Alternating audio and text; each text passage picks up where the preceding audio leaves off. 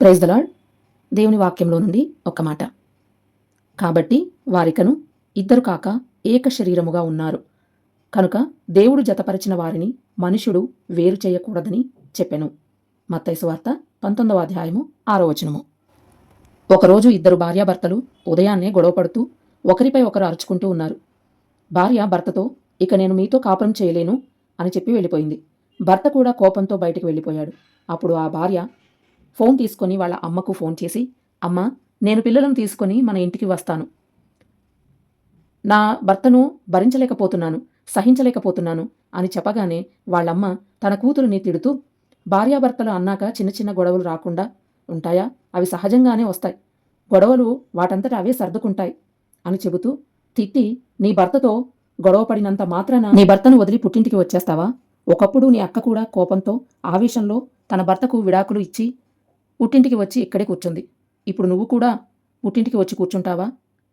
తిరిగి వాళ్ళమ్మను ఏమీ అనలేక మౌనంగా ఉండిపోయింది. తరువాత భార్య బాగా ఆలోచించి సాయంత్రం తన భర్త ఇంటికి వచ్చే సమయానికి స్నానం చేసి మంచి చీర కట్టుకొని తన భర్తకు ఇష్టమైన కర్రీ వండి సాయంత్రం తన భర్త ఇంటికి రాగానే నవ్వుతూ పలకరించి, మీరు ఫ్రెష్ అయ్యి రండి, నేను మీకు భోజనం వడ్డిస్తాను అని చెబుతుంది. ఆ మాటకు భర్త ఆశ్చర్యపోయి ఉదయం వారిద్దరి మధ్య అసలు గొడవే జరగనట్లుగా ఆ భర్తకు భోజనం వడ్డించిన ఆ భార్యను చూసి ఆ భర్త భోజనం చేస్తూ తన భార్యతో, నేను ఉదయం కోపంలో ఆవేశంలో నీతో గొడవపడ్డాను, నిన్ను బాధ పెట్టాను, నన్ను క్షమించు అన్నాడు.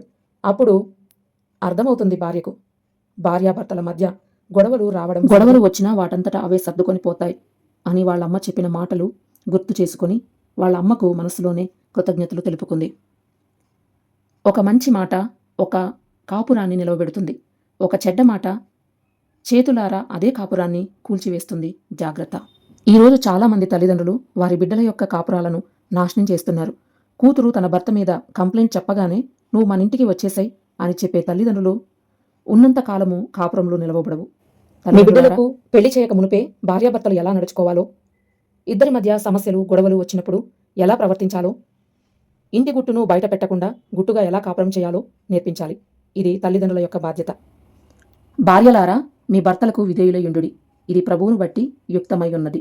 భర్తలారా, మీ భార్యలను ప్రేమించుడి, వారిని నిష్ఠూర పెట్టవద్దు. కొలస్సీలకు రాసిన పత్రిక 3వ అధ్యాయము 18-19 వచనాలు. ఆమేన్. Praise the lord.